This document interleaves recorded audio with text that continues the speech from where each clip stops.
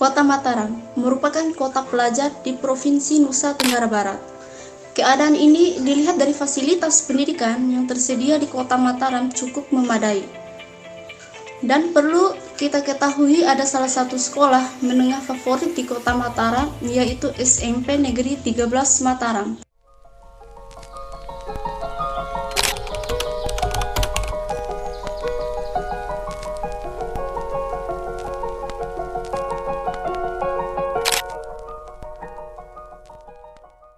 Assalamualaikum warahmatullahi wabarakatuh.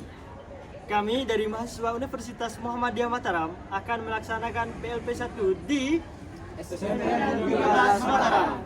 Jadi penasaran dengan keseruannya? Ikuti terus kegiatannya.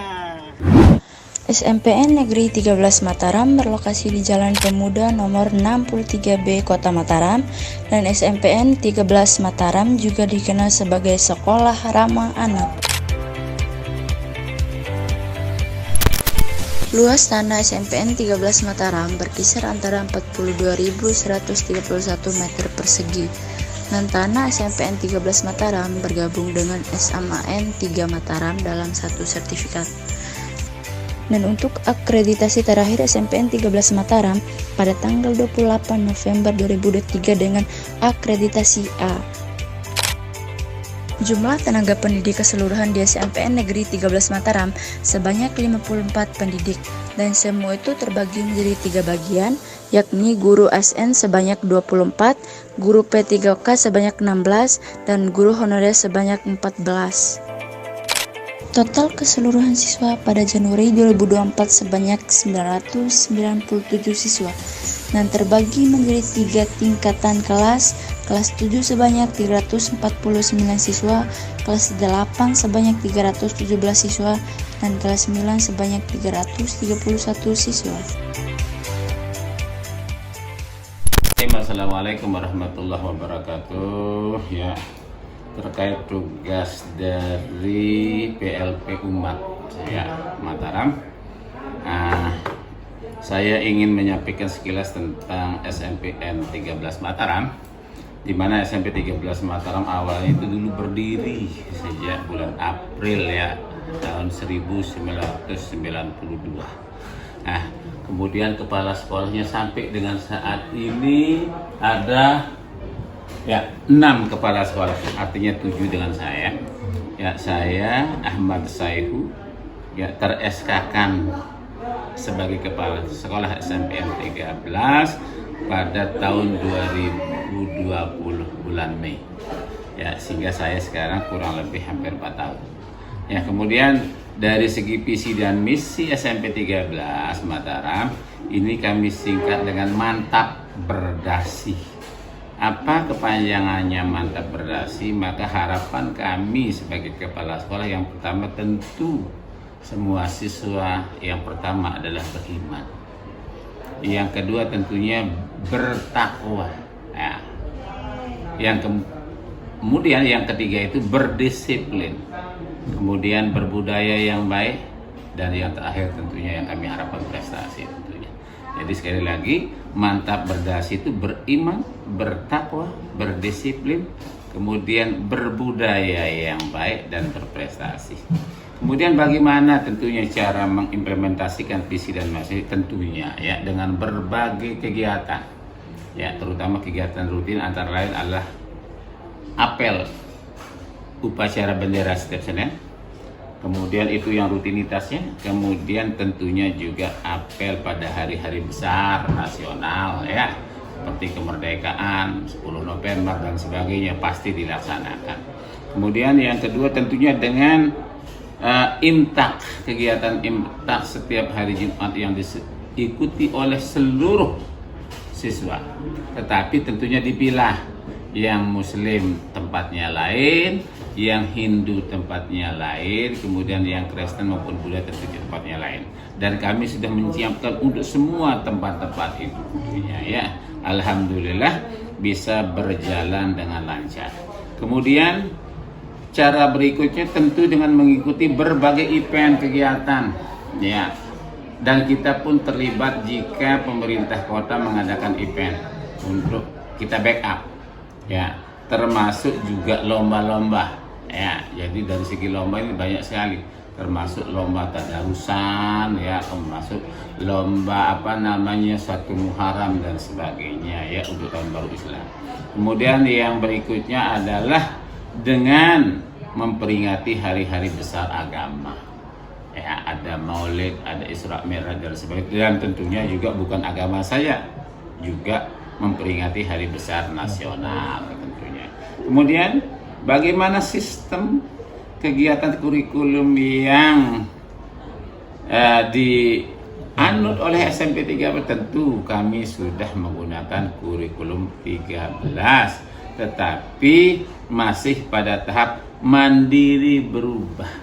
Mandiri berubah itu artinya tahap pertama, yaitu masih ada bau kurikulum 13. Demikian, mudah-mudahan ada manfaatnya untuk semua yang mendengarkan tentunya. Ya, demikian kurang lebih, mohon maaf wabillahi taufiq wal hidayah. Assalamualaikum warahmatullahi wabarakatuh. Halo guys, sekarang saya berada di depan ruangan kepala sekolah.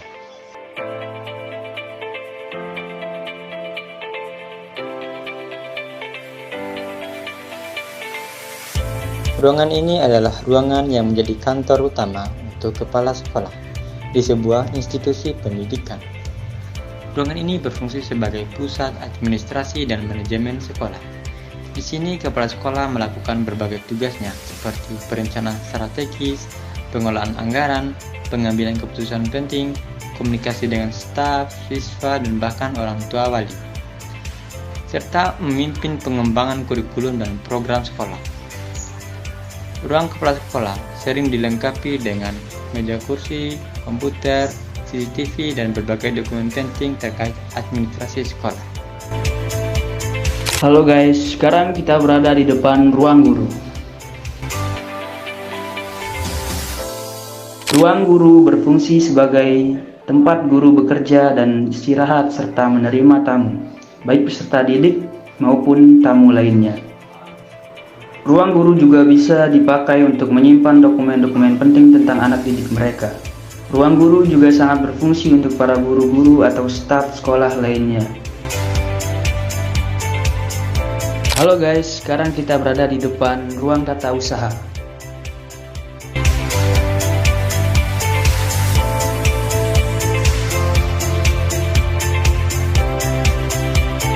Tata usaha sekolah adalah bagian dari unit pelaksana teknis penyelenggaraan sistem administrasi dan informasi pendidikan di sekolah. Informasi yang tata usaha sekolah kelola penting sebagai basis pelayanan dan bahan pengambilan keputusan sekolah.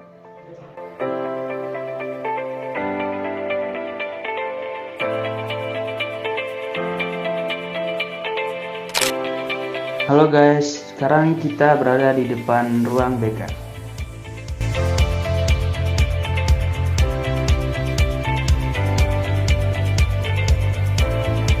Ruang BK adalah tempat yang didedikasikan untuk membantu siswa berkembang secara holistik. Di ruang BK, siswa dapat berbicara dengan konselor atau guru BK untuk berbagai masalah, mulai dari masalah pribadi hingga prestasi akademik. Halo guys, sekarang kita sedang berada di depan ruang UKS.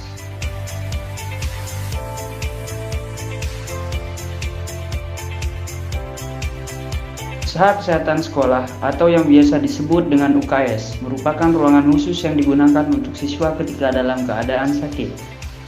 Ruang ini didesain untuk kenyamanan siswa ketika sedang beristirahat di dalam ruangan.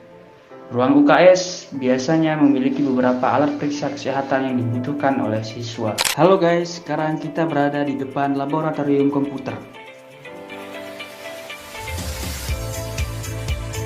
Laboratorium komputer merupakan sebuah ruangan yang disediakan sekolah untuk menunjang berbagai kegiatan pembelajaran yang membutuhkan komputer dan juga jaringan internet.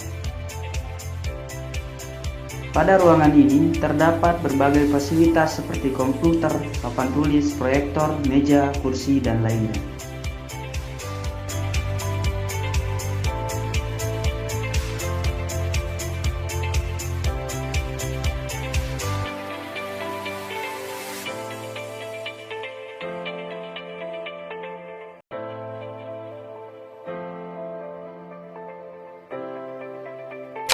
Halo guys, sekarang kita memasuki ruang perpustakaan. Ruang perpustakaan sekolah adalah suatu unit kerja yang ada di suatu sekolah untuk mengelola bahan pustaka, baik berupa buku maupun non-buku, yang diatur secara sistematis dengan aturan-aturan tertentu. Halo guys, sekarang kita berada di depan ruangan laboratorium IPA.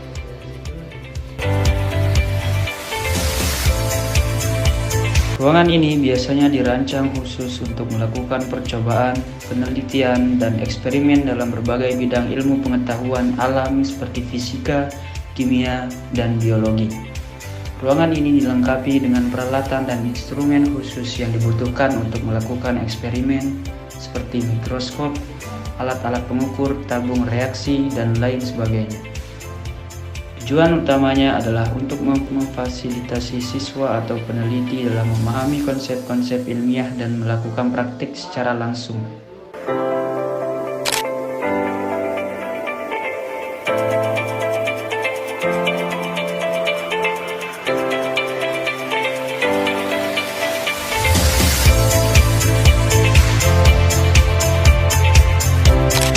Kantin sekolah.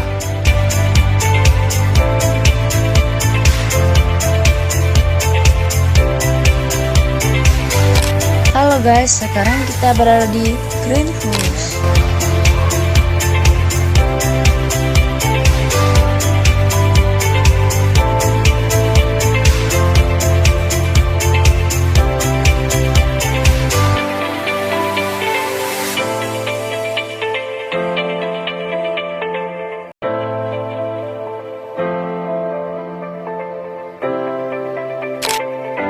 Ekstrakurikuler atau yang biasa disebut eskul adalah jenis kegiatan di sekolah yang bertujuan mengembangkan minat dan bakat siswa di luar kegiatan belajar utama di sekolah SMPN 13 Mataram.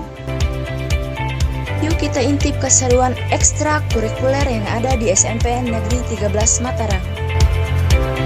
Di antaranya ada pramuka, drum band, PMR, paskibra, tilawah, gendang belek, kempo, pencaksilat, volleyball, futsal, dan sepak bola.